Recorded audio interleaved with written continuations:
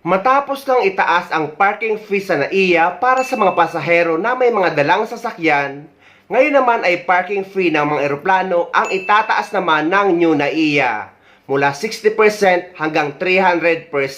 What? At ang ending nito ay mga pasaherong Pilipino ang mag-shoulder ng mga bayaring ito dahil itataas din ng mga airlines company ang presyo ng mga tiket.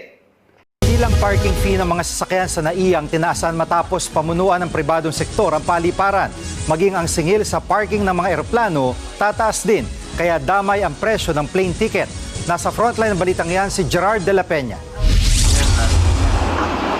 Mas malaki ang eroplano, mas malaki ang kailangang bayaran sa parking sa NAIA. Naglalaro sa 60% hanggang 300% ang taas singil sa parking at iba pang bayarin ng mga airline. At kada 5 taon, tataas pa ulit yan ng 20% ayon sa Department of Transportation.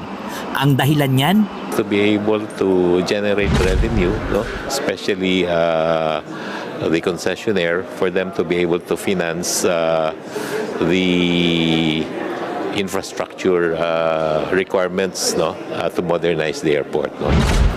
unang taas singil daw ito sa nakalipas sa 24 na taon.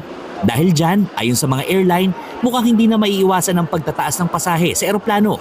Sinegundahan din niya ng DOTR, pero giit ng ahensya, if it will increase, it should not be a huge increase, no?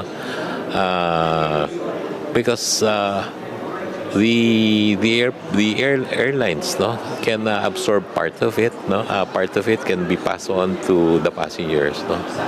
So, but this is for the concessionaire to be able to also recover their investments. makikipagdialogo rin ng DOTR sa bagong operator ng NAIA tungkol dito.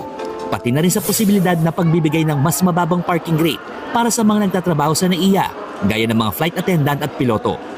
Panawagan pa ng DOTR, bigyan ng pagkakataon ng concessionaire na magpatupad ng mga pagbabago sa NAIA na matagal nang nabinbin. Akala nating mga Pilipino ay gagawa muna sila ng pang world class na airport saka magtataas ng mga fee.